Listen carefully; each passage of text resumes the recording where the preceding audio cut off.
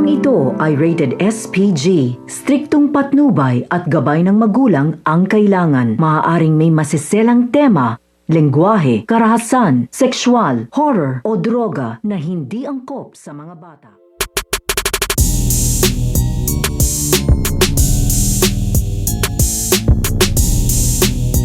Ang usap-usapan tungkol nga sa pagiging baliw nito nga daw ni Regina dahil kumakalat na nga dito nga sa kanilang opisina ang tungkol nga dito nga daw kay Regina at nababaliw na nga daw ito dahil madalas na nga nilang nakikita ito nga daw si Regina na may kinakausap nga daw ito at wala naman daw silang nakikita na ibang kausap nga daw nito at kinakausap nga na dito ito nga daw kanyang sarili at pag sumasakit nga daw dito ito nga daw kanyang ulo ay dito nga daw ito napapasigaw nang wala naman daw dahilan. Kaya na nga dito ito nga kanyang mga empleyado dito nga sa mga kinikilos ito nga ni Regina at nababaliw na nga daw ito hanggang sa nakarating na nga ito dito nga kay Regina pero hindi nga na ito magawang sitahin na nga dapat makaalam tungkol nga sa kanyang pinagdadaanan. So pakakaabangan nga natin dito sa usapan tungkol sa pagiging baliw nito nga si Regina. Yan ang ating mga pakakatukan at pakakaabangan dito nga lang sa Darna.